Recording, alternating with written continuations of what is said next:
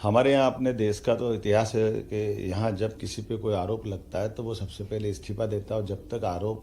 के बाद से बरी नहीं हो जाए तब तक वो दायित्व नहीं लेते हैं। लाल बहादुर शास्त्री से लेकर के लाल कृष्ण आडवाणी तक,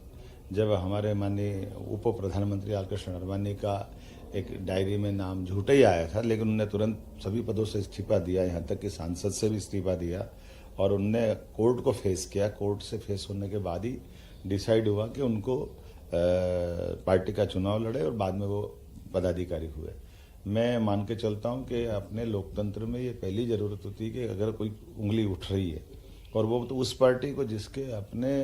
दो दो मंत्री उनके इसी आरोप में बंद है जेल में, आज तक उनको कोर्ट से लगातार प्रयास करने के बाद हाई कोर्ट सुप्रीम कोर्ट कहीं से जमानत नहीं मिली। लगभग 21 उनके अलग अलग नेता इसी आरोप में बंद है और इसी शराब कांड के मामले में जब 9 बार उन पर संबंध गए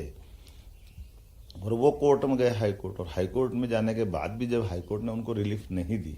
तो ऐसे में स्वतः वो इस्तीफा दे करके अपने ऊपर लगे आरोप को पहले फेस करते और अपने को बरी होने के बाद वो अपनी सरकार चलाते। लेकिन मुख्यमंत्री के रूप में जेल में जाना ये बड़ा दुर्भाग्यपूर्ण है और ये जनता की भावना, लोकतंत्र के लिए, सबके लिए आज तक कभी ऐसा समय नहीं आया। पद का इतना मोह, पद का इतना लोभ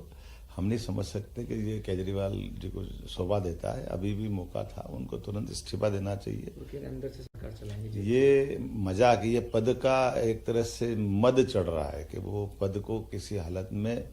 मरे बंदर के बच्चों को बंदरिया चिपका के रखती है, उस तरह का भाव है। मैं समझ सकता हूँ, इससे उनको बाहर आना चाहिए और लोकतंत्र के लिए अपने आप को जब तक वो बरी न हो जाए सभी प्रकार के न्यायालय से, तब तक उनको इस सब बातों से दूर रहना चाहिए।